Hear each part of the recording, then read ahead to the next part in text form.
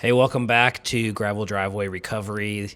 And we have a short one today. As you can see, we aren't going far, but we do have a lot of little details that add up to a big difference for this owner who has struggled with some flooding and just had not had the water going where she needed it to go. So the first thing that we're going to do is pull out this ditch and dig it out a little more. Now, you'll notice on the left side there's a dark spot. And what that dark spot is a 4-inch pipe that is already set at grade. So that grade is set. We can't lower it. We can't move it. We can't make it deeper.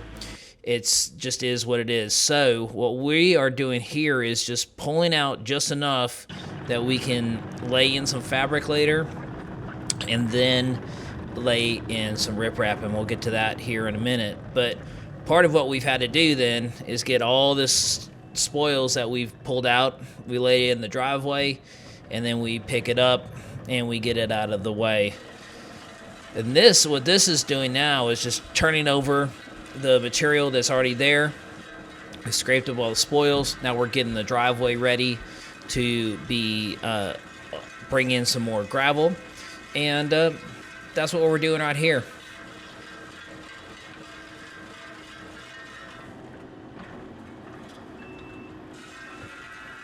The great thing I love about this particular soils conditioner is that it allows us to go forwards or backwards without beating the living life out of the machine. It's shrouded. It's a beautiful thing. It's called the Ruckus Rake, and it is very effective at doing this type of work. You can see how it's just turning that area that had vegetation over it, and it's just making that vegetation basically disappear, if you will.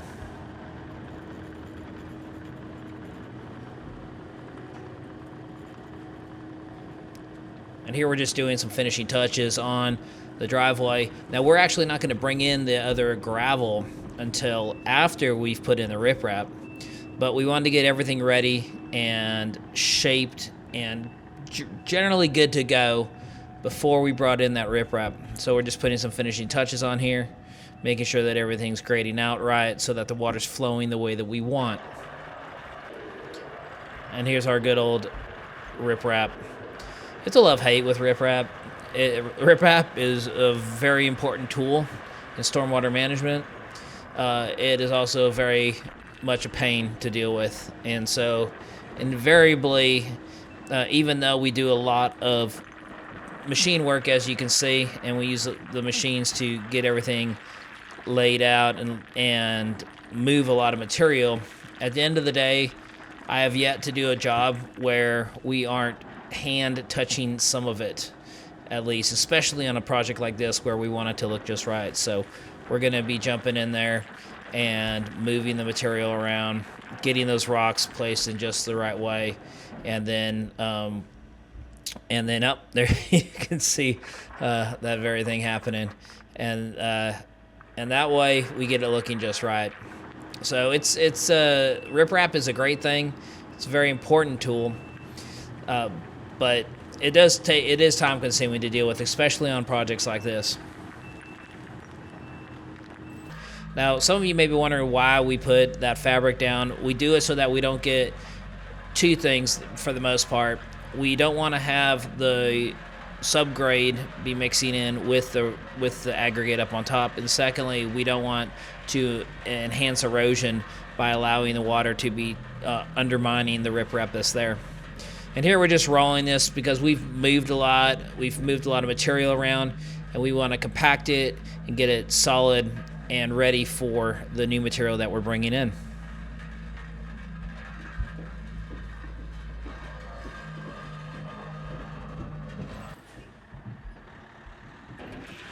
And there we go.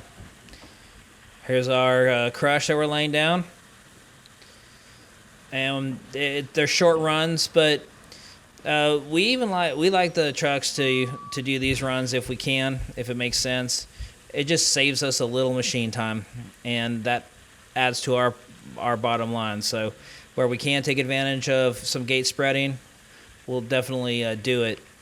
and then we go from there, and we'll work all the material with our machine, get everything laid out just right, and then we'll ultimately get it compacted.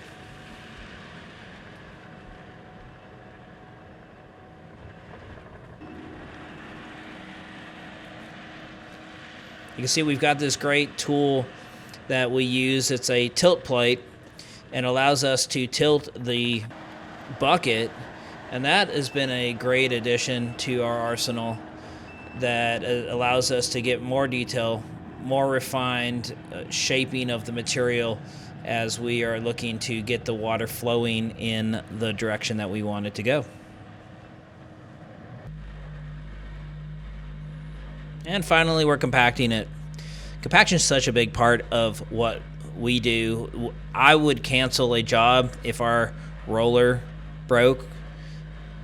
I would not be willing to do that job if I couldn't get access to a roller and compact it some way. So it's that important to us. And I'm surprised that more people don't do it. But a lot of guys that do gravel just either don't want to spend the money on it or don't see the importance of it.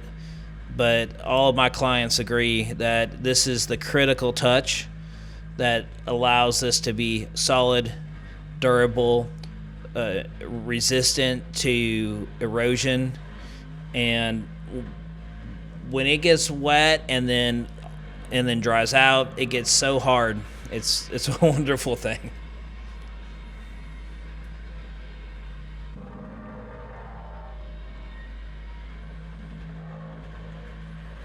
And you can see how that ditch turned out on the left. Again, we just did enough to be able to get some of that depth in there and control that water. And let's be honest, we wanted it to look nice. The owner wanted it to look nice. We didn't want it to be a shipshod type of ditch.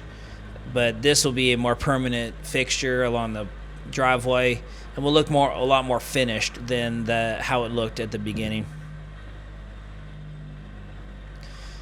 Now, what my son here is signaling to me is we don't mind rolling up on the concrete, but we also try to not be hammering the concrete. And it's always that balance, because if you hit it and it's not set up correctly, it will crack, and then we're having to pay concrete guys to come out and fix that. So we avoid that by just not going on top of it. Well, hey, I appreciate you watching. Thanks, and God bless.